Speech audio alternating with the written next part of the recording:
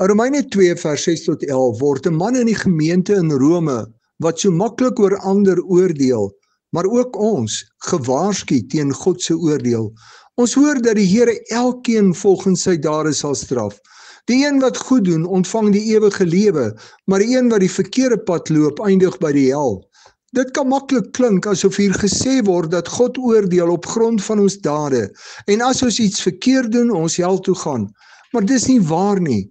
Romeine 1 vers 16 tot 17 word duidelik gesê dat ons slegs gered word omdat ons die genade van God met Christus se offer aan die kruis van ons sonde in geloof aanvaar.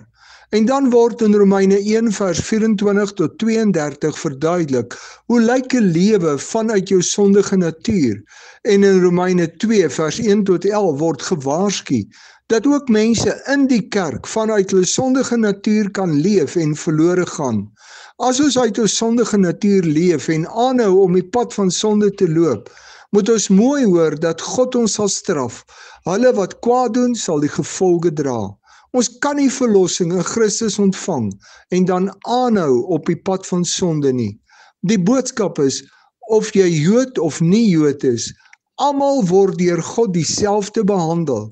As jy vanuit jou sondige natuur leef, gaan jy hel toe. Maar as jy leef uit dit wat Christus vir jou aan die kruis gedoen het, en toelaat dat die Heilige Gees sy werk in jou lewe waarmaak, gaan jy hemel toe.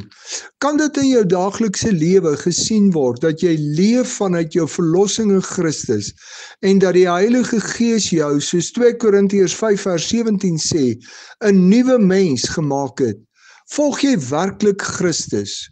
Of wat gebeur in jou lewe?